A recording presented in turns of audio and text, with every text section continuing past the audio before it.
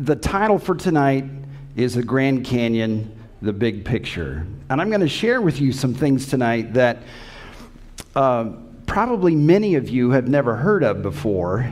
And don't stress, I'm not going to bore you with all the different layers in the Grand Canyon. We're only really going to touch on one. But to begin, my name is Kalvin Morauske. Is there a way to have it not ring, or is that just me? My name is Kalvin Morauske, and I'm a physical therapist. I'm not what you would consider a real scientist. I don't have a geology degree. I've never even taken a geology class, but I've gone on many field trips and learned some things about geology, and I've been excited about what I've learned. So that's part of the reason why I've been willing to come and share with you. And like was mentioned earlier, my wife's name is Debbie. I have two children, Melissa and Michael. And Michael has given us our first grandchild with his wife, Alyssa, a wonderful gal. And I don't know, how long has it been? A week ago, my daughter has gotten engaged, and she is going to bring with that marriage 3 children. So I'm going to become a grandpa several times over. So I'm looking forward to that. Back in 1977, I read a book. I don't know if any of you have read this book, but it's Secrets of the Lost Races by Renee Norenbergen. And I got excited. I was amazed at all the stuff in this book. And that's what kind of implanted seeds in my mind to this subject. Now, one thing I learned about is ooparts. How many know what ooparts are? 2? That's it? Well, oopart stands for out-of-place artifacts.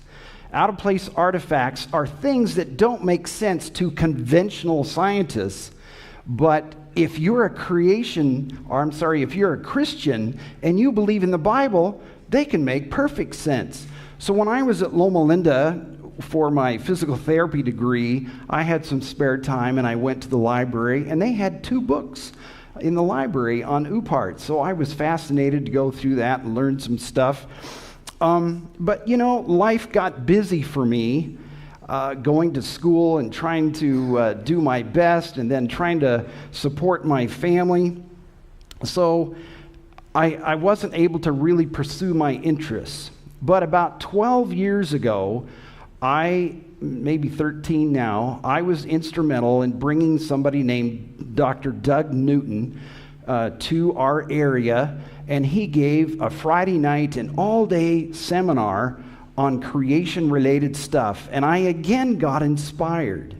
So I went online, and I wanted to find a tour, and I thought that going down the Grand Canyon would be amazing. And in my process, I met, I learned about a guy named John Hergenrather and his friend Dennis Bacavoy, and they started something called Creation Encounter, and I started going on these tours. Now, these are a list of most of the ones that I've been on.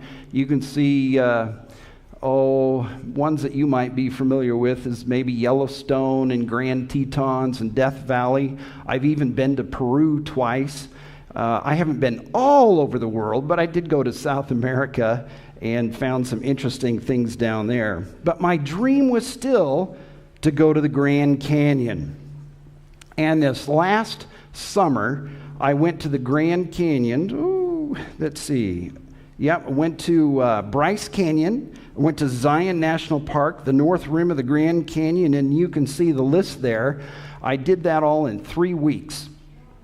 The middle week was a raft trip down the Grand Canyon. What an experience. And because I'd gone on these trips, and because my wife at times would say, well, we're spending a lot of money on you going and doing all these things. When are you going to do something with it? And so when Sarah asked if I would come and share with you, even though I knew it would be a lot of work in preparation, I decided to go ahead and do that because I should do it anyway.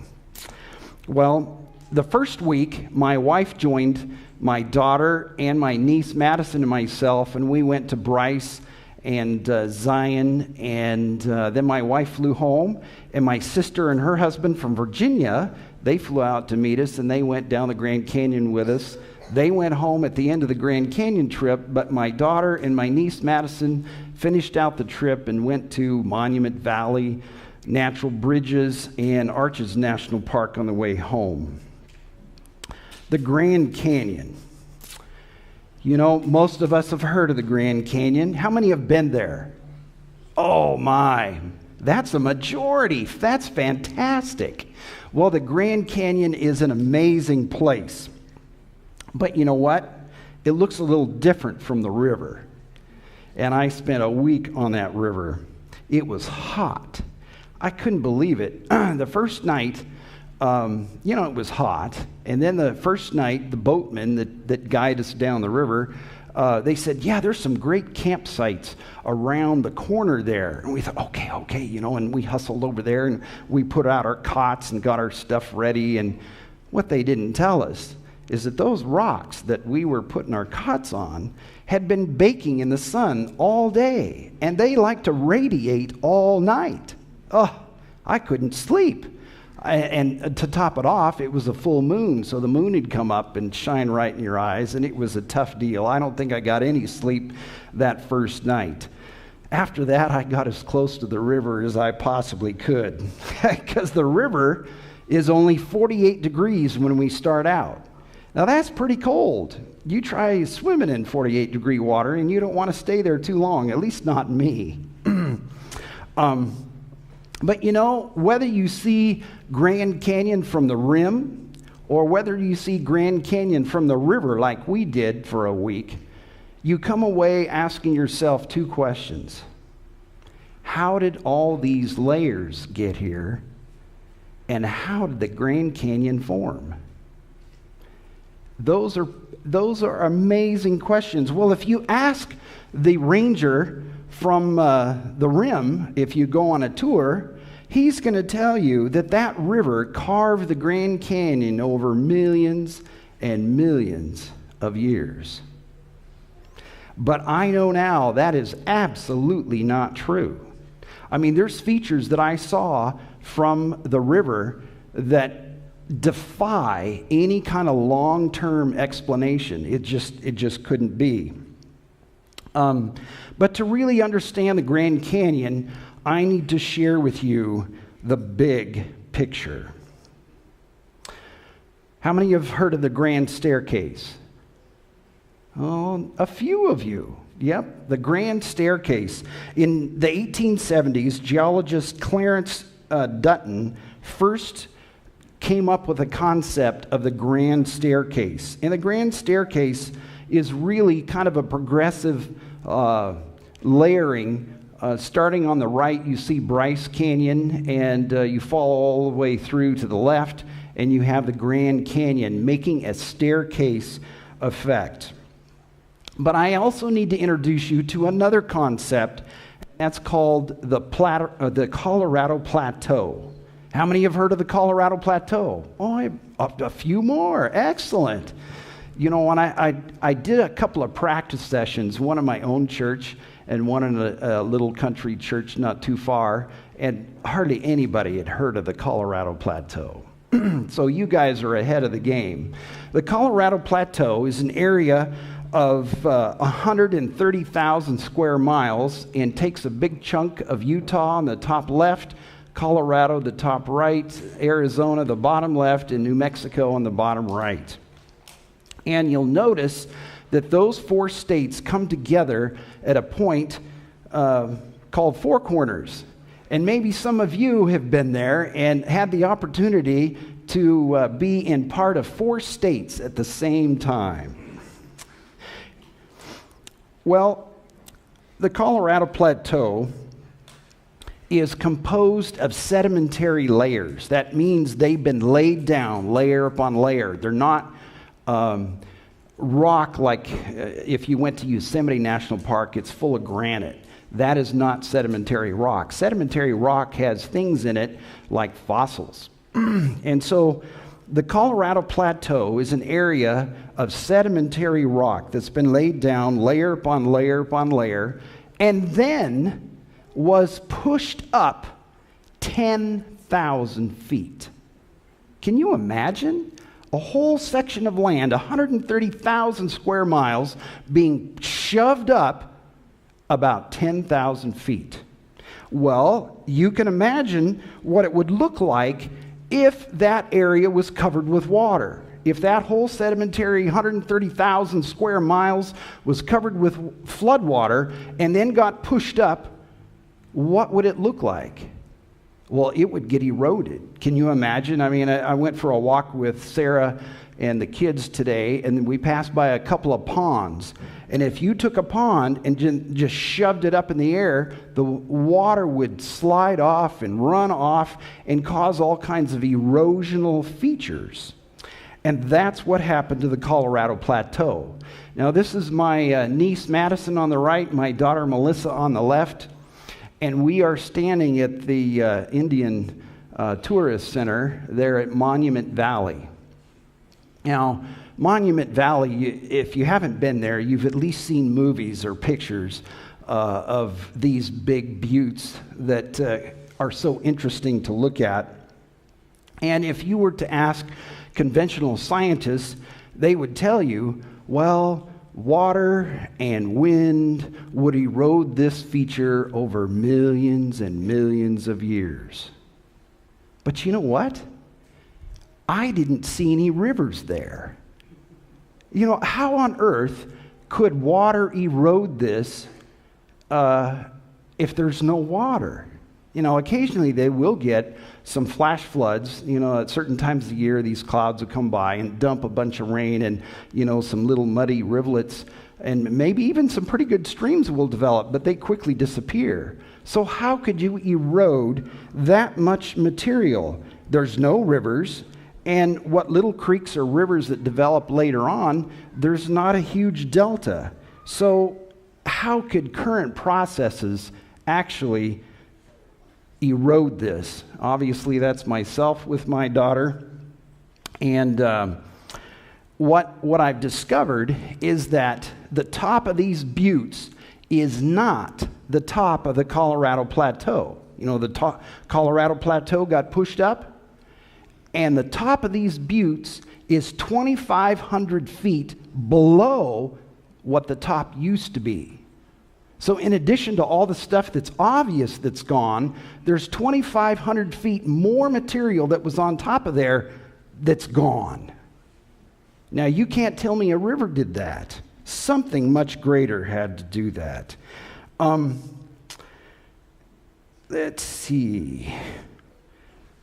This is another picture. These buttes are, the tallest one is about 1,000 feet above the valley floor. About 1,000 feet. And it's kind of deceptive because, you know, where it slopes off, you know, the buttes are pretty vertical, and then when it slopes off, that's a completely different layer. It eroded differently. It's not material that broke off. I mean, there's a little bit, but it's typically not material that broke off from those buttes. Now, just to give you an idea of the size of these things, you see that little spot there at the end of the arrow? That's an Indian's house. Now let's go back to the grand staircase. Notice the Vermilion Cliffs. And you see I have it circled there in the middle.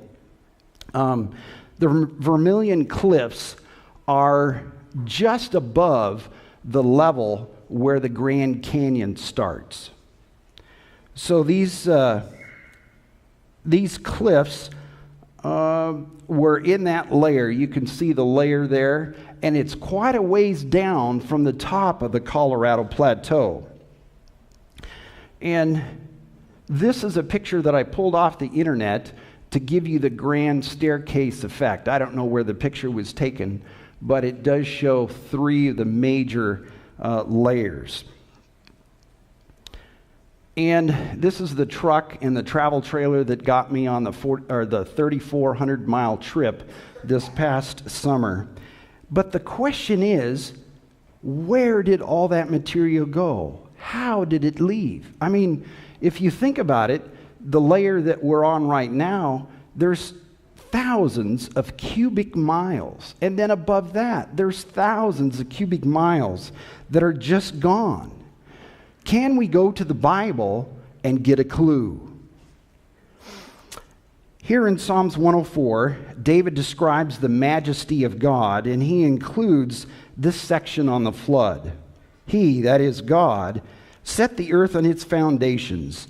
It can never be moved. You covered it with watery depths as with a garment. The waters stood above the mountains.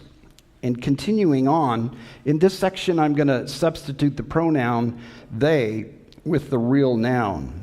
But at your rebuke, the waters fled. At your sound, or at the sound of your thunder, the water took flight. The water flowed over the mountains. The water went down into the valleys, to the place you assigned for them. You set a boundary the waters cannot cross. Never again will they cover the earth. In that last phrase, we're remembering Genesis, where God gave the rainbow and gave a promise he would never do it again. So there we get an understanding of what must have happened. In other words, the water shed off of the continents and went down into big valleys. Well, I'm sorry that this is difficult to read. I took a picture of this plaque when somebody laid it on a park bench when we were going on a tour. And so there's shadows from a tree, and it's kind of hard to see. But on the bottom left, it says the flooding stage. And this is the flooding stage of Noah's flood. The flooding stage has then after the flooding stage is the retreating stage. So up there on the top left, you'll see the retreating stage. In other words, the water came up, and then the water went down. And the retreating stage is split up into two sections. One is the sheet, where the water would move in sheets. Sometimes thousands of miles wide, the water would shed off the continents. But as the water level went down, you would have the channelized phase, which is in the top right corner. Now you've been sitting there for a few minutes. We're going to do a demonstration. And this demonstration requires some kids to help. And is Sean here? Are you Sean? Can you come up and help me?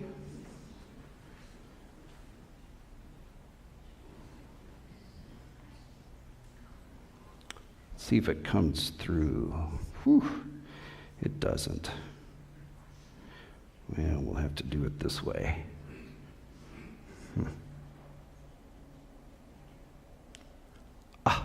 It's not going to work. Let's try it again. Technology, I can't believe it. Well, Sean, I may not be able to use you. What I wanted to do is use the camera on this thing, and I'm not sure why it's not working. It's worked every other time. Try it once more. I guess we won't do it. So Sean, you can stay up here. I'm going to call the other kids too. I was going to have you hold this so that everybody could see what was going on up here. So we're just going to have to, there we go. So kids, are you ready to come up?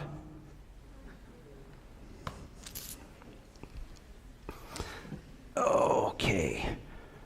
Eliana and Jonathan, can you take the lid off of this container? There we go. Now, what's that? Yeah, are there other kids that want to come up and see? So what I'm going to do is I'm going to run some water in here. Oh, you know what? Let's see. Where's the water going? You see it going to a lower level? Yeah. Now we're going to shut that off. Oh, careful, guys. Oh, now I need something else. Ugh.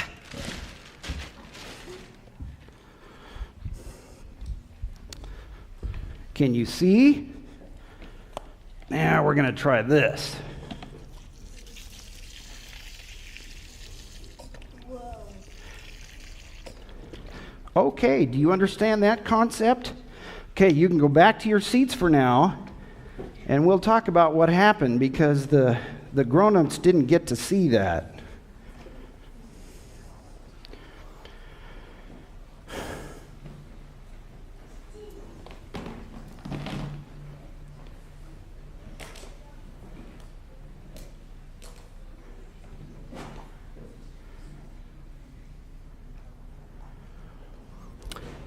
At least the PowerPoint still works. So what the kids observed is I poured some water into a little spot in the dirt, and it started to go down through the dirt because I didn't pack it down real tight. But the water collected in this little bowl, and then it went around a little ridge and started flowing to a lower point. Then I took this water bottle, and I shot the stream of water through the little ridge that was keeping the water in a particular channel.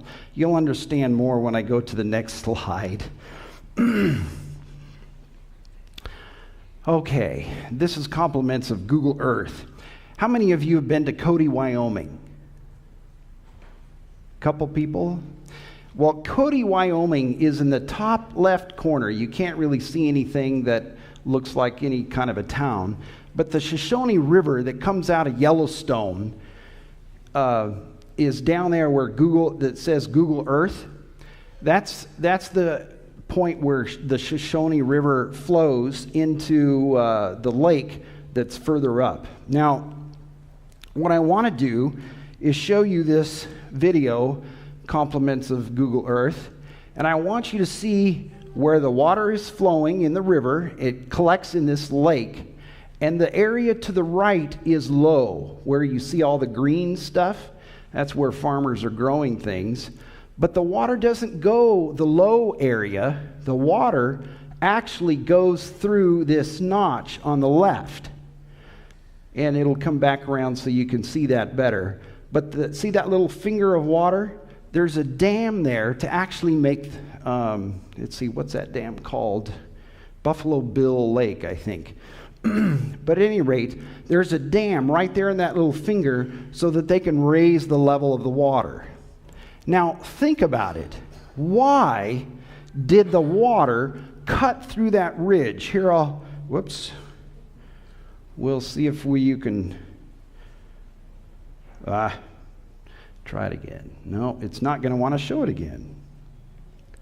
I thought it would. But, there we go. Now that you understand, let's look at it again. See, the water flowed into the lake, but it didn't flow into the lowland area. It actually cut a notch right through this ridge. And the base of that ridge, there is granite, hard rock that many consider to be creation rock. So why would the water choose to cut a notch through that ridge? Why didn't it take the easy route and go around? And that's what I was trying to demonstrate here that you couldn't see because my camera doesn't seem to be working. Well, it's called a water gap. And this might be a little tough, but I think you can get it. When the flood happened, this whole area was covered with water, probably a couple of 1,000 feet deep. But it was covered with water, and as the water drained and lowered, it also drained out the lowland area too. But there was probably a weak spot in the ridge that it also started to cut. So when the water level got down low enough, then it quit in the big broad area because it didn't have cutting power because it was covering such a large area. But in this notch that got cut through the process, it was focused. So the water that continued to drain was focused in that notch, so it had cutting power. Does that make sense? I mean, you understand that concept? Well, that is called a water gap. And I've been told in the Appalachian Mountains there are literally hundreds of water gaps. There's also something called a wind gap. And that is a gap that no longer has a river or creek or any water going through it, but it was obviously carved by water. So how does a conventional scientist who believes in millions of years explain a wind gap? Well, you can't. So that's rather important. And to help us understand, I got inspired. You know, when I take a shower, I go through a routine, and I don't have to think about what I'm doing. And so oftentimes in a shower, God, I believe, inspires me because my brain is thinking about other things. And one time, God gave me this illustration. Now, how many of you have had a windshield like that? At some point in time, somebody's had a windshield that looked like that. Well, I want you to imagine that you have been traveling near some farmer's fields, and it's late in this day on a summer, and all these bugs are flying, and you end up with a windshield that looks like that. You pull over to the side of the road. You take the time to clean every speck of those bugs off your windshield so it's perfectly clean. And you sit there in your car by the side of the road. How long would it take you to end up with a windshield like that if you're just sitting there in your car? Never. Well, if I was going 1 mile an hour, how long would it take for my windshield to look like that? Never. Maybe 2 miles an hour? You know, it isn't going to happen unless you find some bugs that are willing to be kamikaze bugs and hit your windshield even though you're hardly moving. You know, at 1 or 2 miles an hour, the bugs will just fly away and they will not smash on your windshield. In a sense, that's what happens with a lot of the geological features that we see around the world today. It would not happen with today's rates of water flow, amounts of water. In order to get these bugs to do this, you've got to be moving, and there's got to be a bunch of bugs. Well, in the same respect, a lot of the geological features that we see have to have a lot of water moving very fast. In the Northwest, we focus a lot on quartzite. Quartzite is a rock that's made from sand that's morphized, or in layman's terms, I just think of it as melted together. But in the beginning phases of the flood, this stuff got buried pretty low. And so when the mountains, Rocky Mountains, come up, it exposes this stuff, and it breaks off because it's hard rock. It's about the 5th hardest rock, so it's pretty hard. And these quartzites travel 400 miles from their place of origin. Well, how do you explain that? You can't unless there's a lot of water. There's more I could share with you on that, but that might be for another time. So let's go to Bryce Canyon. Bryce Canyon is in the top right corner of this picture. And Bryce Canyon, the whole park area varies from 8,000 to about 9,000 feet. And this is Bryce Canyon as you kind of overlook it. I was standing at about 8,000 feet when I took this picture on the rim. It's made of limestone, and we'll see if we can get this to show you a short video. Now remember, the Colorado Plateau, and this is about the top of the Colorado Plateau, was pushed up 10,000 feet. And there's some that believe, and apparently there's a fair amount of evidence that suggests that this area was a big lake. So some water got trapped when this 130,000 square miles called the Colorado Plateau got pushed up. There was a lot of water that got trapped in certain areas, and they believe that this was one of them, and then it catastrophically drained. But the question is, where did the material go? If you look all the way across, you see the rim near the top of the picture that's a long ways away, that's comparable to what I'm standing on right there. It's the same layer. So if you look across there, there's a ton of material that is missing. Where did it go?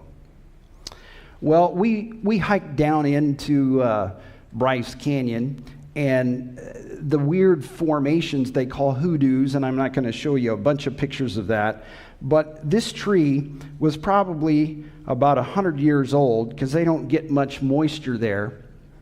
And if you think about this tree and how far it goes up, there's hardly been anything break off from these cliffs that's down in Bryce Canyon area. If it had been there for millions of years, the canyon should be filled up with all kinds of debris, but there isn't any, or not very much. Because if you talk to the ranger, they will tell you that these weird formations called hoodoos are formed when moisture gets into the cracks of the rock and it freezes and then expands and breaks off pieces, and then it falls down. Well, if that were really true, if that's how most of it happened, then these canyons should all be full of the broken rock, and they're just not. And this is another picture looking clear across, and you can see how much material is gone, just flat gone. Now, I threw this picture in. This is not around the Colorado Plateau. This is in another part of the country. But I threw this in because it does have some weird erosional features. Does anyone have any idea where that might be? The Badlands of South Dakota. Yep. So there's a few other places that have interesting erosional features. But let's go back to the grand staircase. If you notice there in the middle, there's Zion. Now, Zion's kind of hard to see because it's just a dark crack there that they have turned so we can't really see much. But it's in the gray cliffs and the white cliffs. So let's take a look at Zion. Zion is really a beautiful place.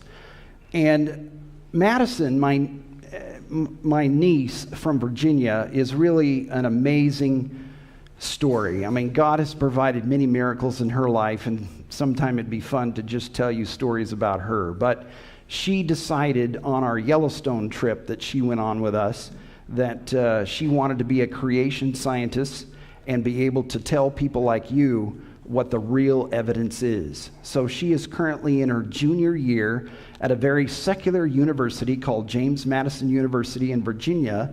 She is taking both engineering and geology, two very difficult majors, and they told her she couldn't do it, but she is, and she's prospering, and God's blessing her. So when Madison saw the stuff in Zion, she got excited. She said, I can't believe this, because she has studied and gone on field trips near Virginia. And she taught me a new term. It's called hummocky. Ever heard of the word hummocky? I hadn't heard, because I'd never taken a geology class. But she taught me this new word. Now, hummocky is the way the layers are laid down with turbulence. Like, her professor said that this hummocky that they were examining somewhere in Virginia was about this high. And these layers would kind of swoop together. And the teacher said, that is significant. It would take a Category 9 hurricane to produce that kind of hummocky. And she was looking at the stuff in Zion, and she says, it's meters thick. Well, how does that compare? If it takes a Category 9 hurricane to make hummocky like this, and then she's looking at stuff that's 30, 40, maybe 50 feet thick, what kind of a situation caused that? Could it be a worldwide flood? Well, there's two things that I wanted to do when we were in Zion, and one is a hike called Angel's Landing. And I'm not going to show you all the stuff, but this kind of gives an idea. My son helped me put this video together showing parts of the hike called Angel's Landing. This trail was created in 1926 so that the average visitor would have the opportunity to climb to this point. This area is the white and gray cliffs in the Grand Staircase, but it's also comparable to the Navajo sandstone. And the Navajo sandstone, the scientists believe by studying the grain size and the type of grain that is making up this sandstone, came from the Appalachian Mountains. Now, did you catch that? The Appalachian Mountains eroded and the stuff ended up on the Colorado Plateau? How can that happen? Well, they say rivers must have taken it over there. Well, what river runs that way? And how can you have a river take that much material? Because this Navajo sandstone is more than the Colorado Plateau. It's spread out over a greater area. It's incredible. Well, we hiked up this, and it gives us an appreciation for God's beauty. Now, I want you to also notice when we're hiking up some of these spots, it doesn't look any more eroded than other areas. And thousands of people have been hiking on this for a long time, and it's about the same. How could wind erode this stuff? It's just incomprehensible. Now, that's the road down there. We're about almost 1,500 feet above the road. And this is looking out the other direction. Fantastic place. The next thing I wanted to do, or another thing I wanted to do, was the river walk. And the river walk is a lot of fun. And it doesn't have a tremendous amount to do with geology stuff. Well, I shouldn't say it that way, with my presentation. But we had a good time going on this river walk. And we did look at these canyon walls, which is still the Navajo-type sandstone. And somebody asked me why it was black. And it's blackened in some areas because of the minerals that are leached out of the sandstone, and then they turn it black. It has to do with manganese, iron and manganese. But these cliffs are about 1,000 feet high, and you're walking in the river a good share of the time as you go up this canyon. So it's a phenomenal place. If you care to know, it's the Virgin River that flows through there, and you have to be cautious during when they have these monsoons, not really monsoons, but these thunderstorms that come through and will dump a bunch of rain in a short amount of time, and then it will flood and take all kinds of stuff, including people, down. So you don't go hiking there then. Well, we'll skip that. That could go on for a little while. We're back to the Grand Staircase. Next, we want to look at the Vermilion Cliffs. The Vermilion Cliffs are right there in the center of the picture, and you notice how far down they are on this Grand Staircase. They're quite a ways down, quite a few layers down. But the Vermilion Cliffs are at the same level as those buttes from Monument Valley. Those buttes that I showed you is the same level as these Vermilion Cliffs. And I'll show you just a brief video of the Vermilion Cliffs. Not too significant if you're just driving by, but if you understand the whole scheme of things, it becomes more impressive. The valley floor that you see there is at the level of the top of Grand Canyon. So moving from right to left, we have the pink cliffs where Bryce Canyon is, the gray and white cliffs where Zion is. We took a brief look at the Vermilion Cliffs, and now we'll take a look at the Grand Canyon. Now, the Grand Canyon, there's two rims. The north is on the right side, and the south is on the left side. And the north side of the Grand Canyon is higher than the south side. But I have a question for you to ponder. What river would run uphill and carve the Grand Canyon? Because you notice that the top, if it continued that crest of material. If the Grand Canyon wasn't there, it would be uphill. So any river should have taken the path of least resistance. It shouldn't have cut through an elevated area, but it did. And if some of you are more engineer types, at the end, I'll give you my email and I'll direct you to some sources, some amazing sources that for me are very interesting. But when I was playing the video at breakfast time, my wife says, "Who is that?" Because the guy, the engineer, is talking in a monotone. And to me, the information was interesting. His voice was not.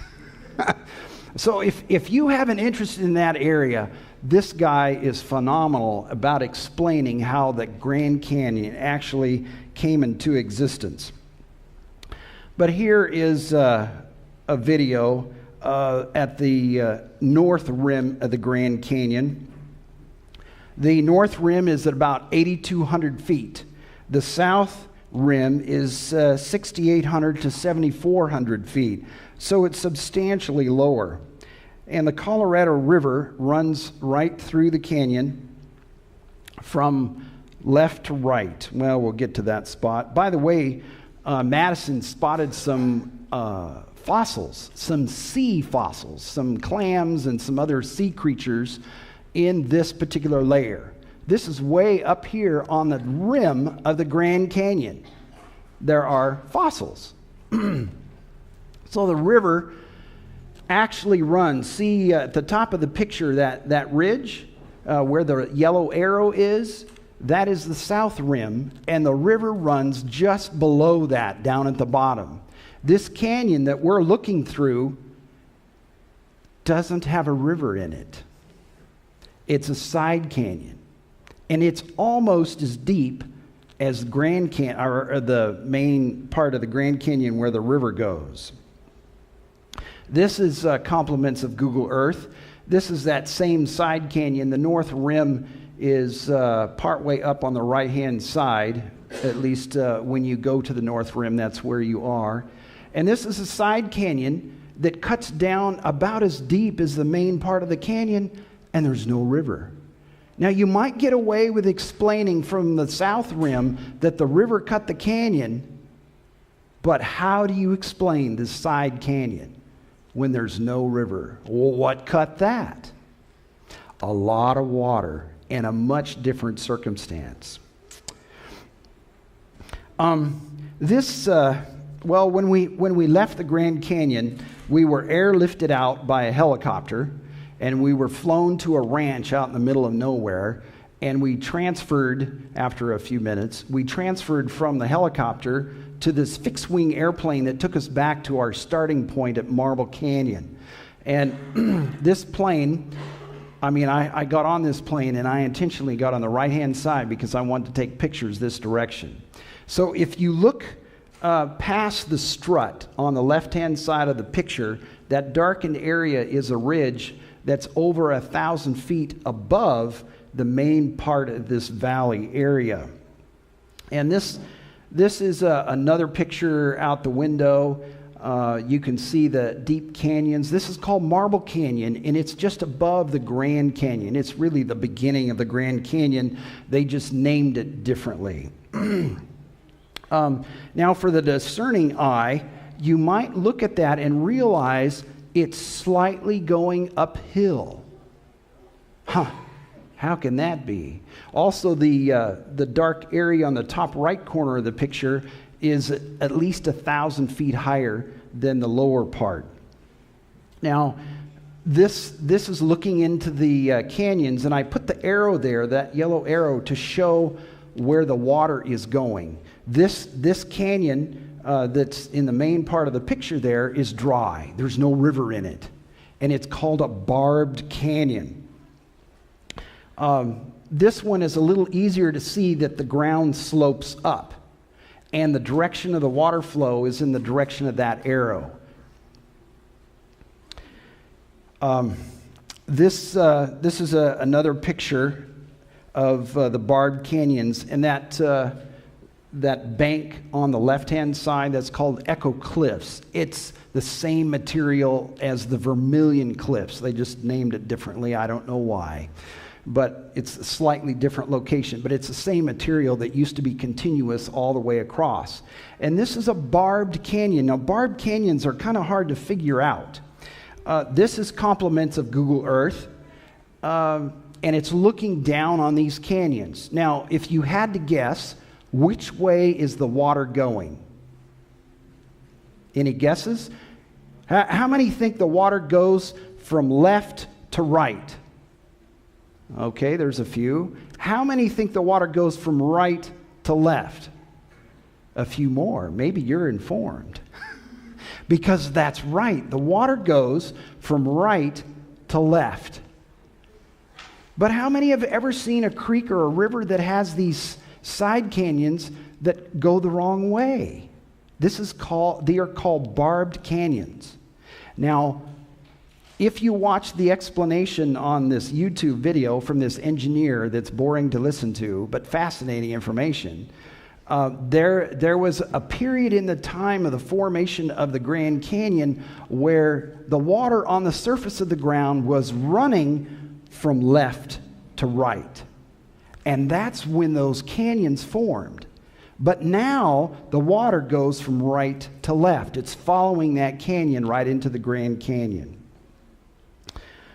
And that arrow shows the direction of the water. This is another side canyon off of the main Grand Canyon. And this area has trees on it because it's higher elevation. You can see the kind of greenery down in the lower part of the picture. This is called the Kaibab Plateau, or the Kaibab Uprise, or where the ground is higher. It came up much higher, so these trees get a little more precipitation. It's a little cooler up there, so they can survive when the south rim doesn't have nearly as much. But the water, this is further upstream, the water was more widespread. At the Kaibab uplift, it was focused into a narrow channel, like I intended for you to see here with this water gap situation, where water is focused and has much more carving power. But here, it was more broad, and the erosional effects were significantly broader. Much water. And all these canyons are dry now. There's no rivers in them. Well, this is a nice picture of the Grand Canyon. And what I want us to do now is focus on the bathtub ring of the Grand Canyon. You ever heard that before? What's a bathtub ring? Do the kids know what a bathtub ring is? You guys don't take baths, right? Well, the bathtub ring of the Grand Canyon is called the Coconino Sandstone Layer. Now, they don't know exactly where the Coconino Sandstone came from. They haven't figured that out, like the Navajo sandstone. But the bathtub ring, or the Coconino Sandstone, is that light layer just down from the top. And we couldn't see it once we got down into the canyon. We couldn't really be up close and personal. So in Marble Canyon, we had the opportunity to be up close, and we actually looked at it. And this guy, Dr. John Whitmore, teaches at a Baptist university in Ohio. Can't remember the city. Oh, Cedarville, Ohio. So he teaches there, and he got his doctorate in geology at Loma Linda and studied under Leonard Brand at Loma Linda, and got his doctorate degree. And he was along on this trip, and he shared with us, and we don't have sound, so I'm going to kind of tell you what he's telling us about. He talked about this layer right behind him called the Coconino Sandstone, and how it is the first layer that has these cross beds. In other words, these lines that are at an angle. They're called cross beds. And back in the 30s, there was a geologist named Edwin McKee that studied this layer and determined it was laid down in a desert. Well, if this layer was laid down in a desert, that's a problem for us as Christians. So John Whitmore, as well as others, have done a lot of studying of the cochineal sandstone layer. And, the theory was, or at least this John McKee felt that it was done in a desert because of these crossbeds. And what he was going to explain right here is that if you have sand dunes and the wind takes the sand up one side and it goes down the other, that will cause a cross-bedding effect if it goes on long enough. And he took his field lens and he looked at the little individual crystals or the sand grains that make up the cochineal sandstone, and he felt they were well-rounded. And so he concluded that this cochineal sandstone layer was formed in a desert. In a desert. Well, I should also tell you that Dr. Whitmore, with these students, they took some samples of the sandstone and they made this experiment with a pickle jar. And what they were looking for is the effect of mica. Mica is a fairly fragile mineral that is often accompanied in quartz, and most of these sand grains are quartz. So what they would do is they took this pickle jar and they put in sand with mica flakes. And then they put a propeller at the top of the pickle jar, and they put not very much sand at the bottom, but they put this propeller and drove this propeller so there was a circular wind in this pickle jar. So there was a dune at the bottom of the pickle jar that moved around and around and around the bottom of the pickle jar. And the students asked him, well, how long should we let this experiment go? And he said, well, I don't know, a couple of weeks, couple of months, we need to let it go for a while. Because what they were trying to determine is how long the mica flakes would last. Because in a desert environment, when the sand grain is blowing up one side and down the other, there's a lot of tumbling action that occurs, and the mica flakes that are in the sand will disintegrate.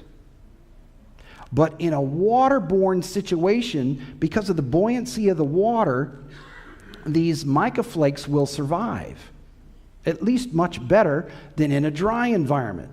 So they ran this experiment, and they checked in a couple of months. They couldn't find any mica flakes. It had been ground to a powder, and they couldn't determine any mica. Well, they shortened it up, and finally they had to shorten it to 4 days. So in 4 days, most of the mica had been broken up with this propeller moving the sand around in the pickle jar. Then they took the same kind of sand with mica flakes in it.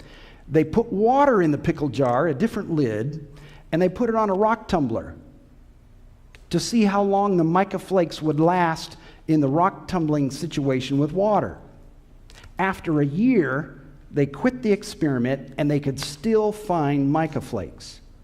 The cochineal sandstone layer has mica flakes. So what does that tell us? Well, there's some other things about this particular layer. The cross beds that you see behind him, you can't see them very well, but the cross beds that you see behind him range from 17 to 20 degrees. But if it's a desert environment, the cross beds are at 34 degrees, give or take. So there's another clue. It couldn't have been in a dry environment. So let's go to a demonstration. And I will try this camera once more.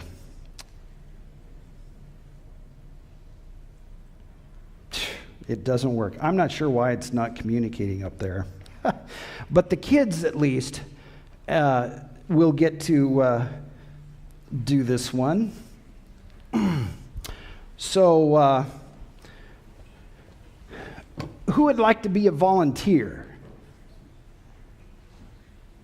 Well, you guys know what's going to happen. Maybe I could have you come up.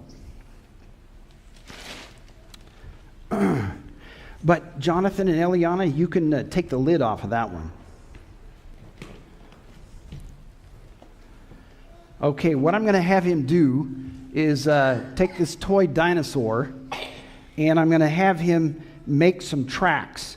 What I want you to do is kind of press it in a little bit and try to pretend he's walking up the dune.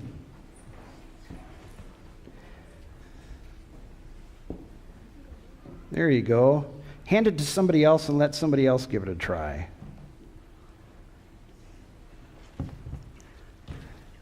Boy, there's a bunch of kids. Okay. Now, let's see. Sarah, why don't you can hand these out. So the kids can all have one of these.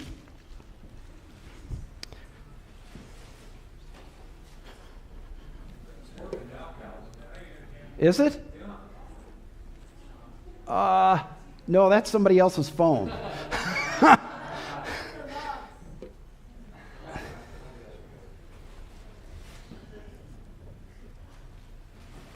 Okay. Okay, guys, move aside. Now we're going to add some water.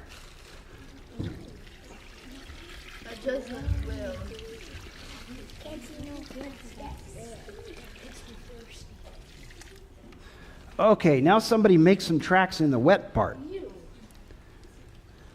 Who would like to? Yeah, make a bunch of them.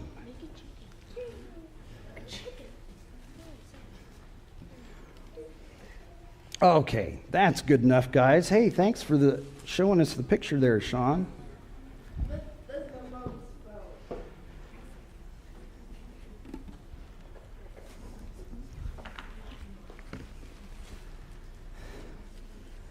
Did I have enough toys for each one to get one?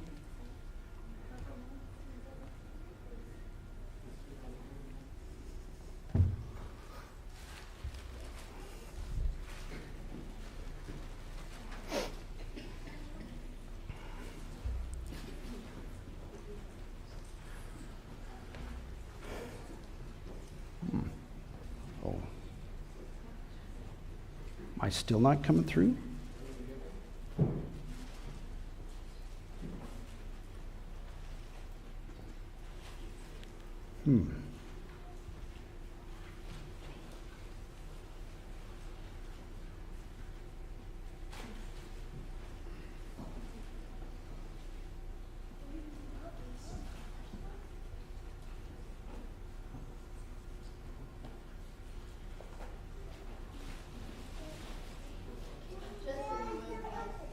There we go. So what did we learn from this? There you go. The tracks are much better formed in the wet sand than the dry sand. In fact, this sand I think had a little moisture in it. If it didn't have any moisture, then it'd really be tough to leave a track. Well, these tracks are in the cochineal sandstone. They don't collect this in the park because they're not allowed to, but this was purchased by a person in my area named Stan Hudson. He started the Creation Museum at the North Pacific Union Conference, and he purchased this, and I took some pictures of it. Isn't it amazing how detailed these tracks are? And I turned the tracks upright because these tracks, the tracks that are found in the cochineal sandstone layer, are always going uphill. You know all these layers? If it was a desert environment, you would think that sometime the animal would need to go downhill. But in the cochineal sandstone layer, the tracks are always going uphill. And they, I don't know, you probably couldn't see on the picture, but this dinosaur I had him use to make the tracks had a tail, and it left some tail tracks. In the cochineal sandstone layer, it is extremely rare to find any tail tracks. Usually they're just footprints. And if you notice the little divots that each footprint is composed of, there's a little push-out area. Because he's going uphill, he's pushing and makes the sand kind of push out and make those little divots. Now, somebody asked me how big these tracks were, and I had to go back, and it wasn't ideal lighting conditions, but I had to go back and take a picture and stick my pen in there so you could see the tracks are actually quite small. Now,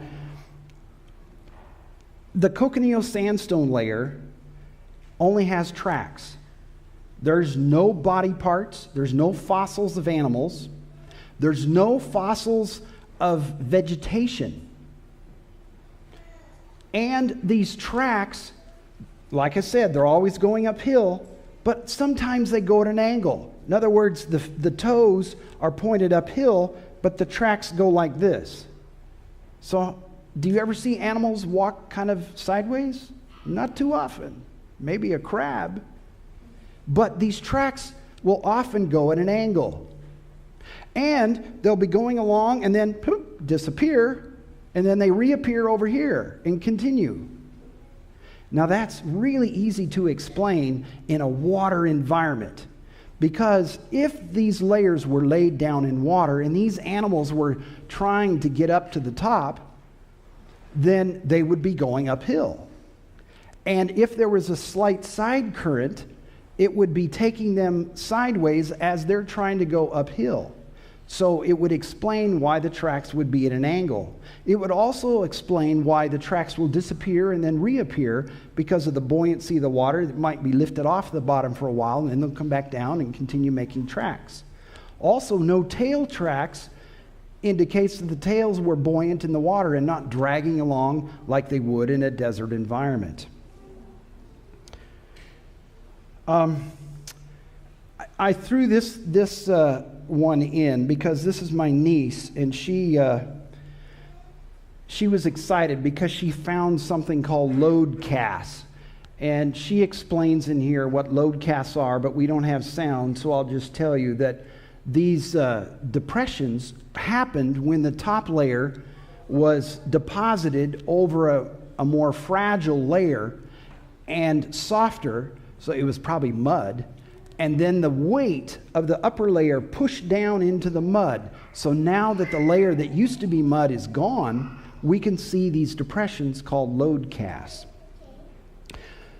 Well, hopefully I've shared some interesting information to you that can give you more confidence in the Bible's record of the past.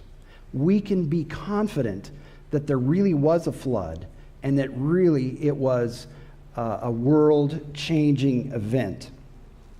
You know, for years, the creation scientists had trouble with the cochineal sandstone layer because it seemed, at least from the information that had been published, that it was formed in a desert.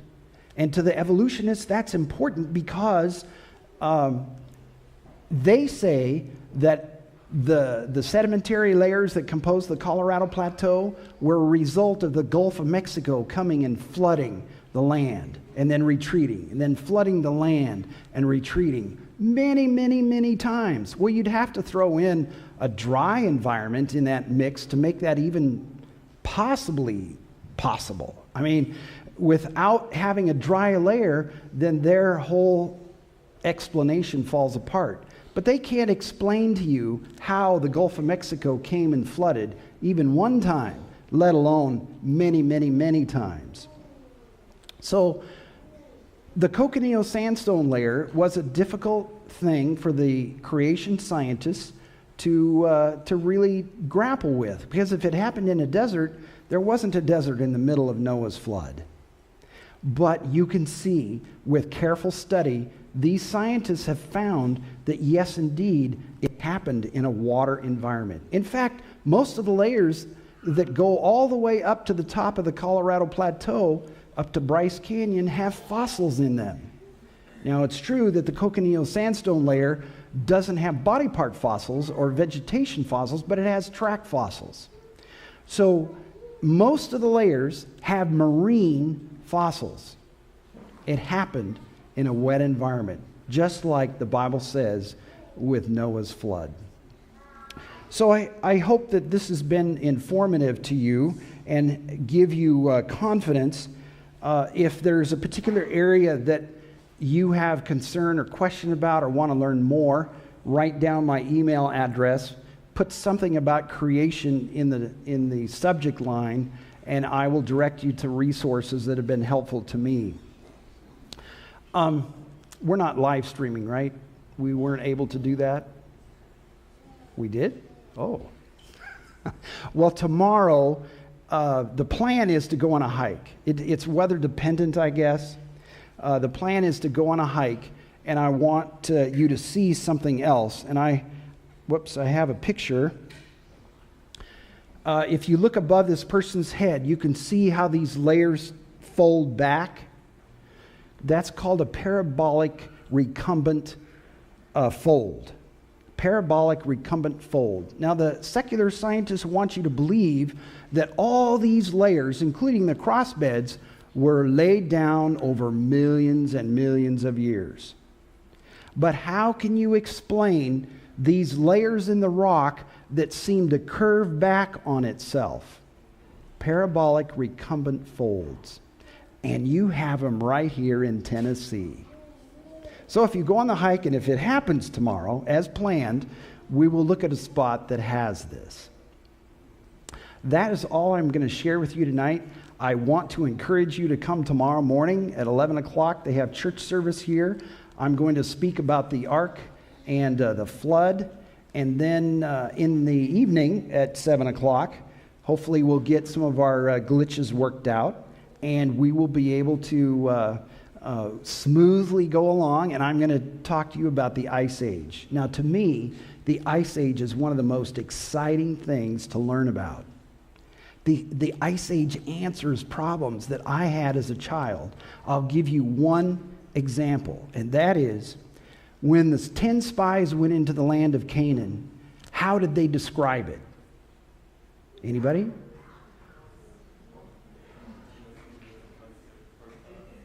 It was a land flowing with milk and honey, and 2 of the spies brought back a bunch of grapes that was huge, right? Took 2 men to carry it. Well, as a child, I'm thinking about that, and I look at pictures. I've never been to Israel, but maybe some of you have been there. I look at Israel, and it's kind of desert. It's not a land flowing with milk and honey. Well, is the Bible wrong, or is there some other explanation? Tomorrow night, I'll give you the answer, and many others.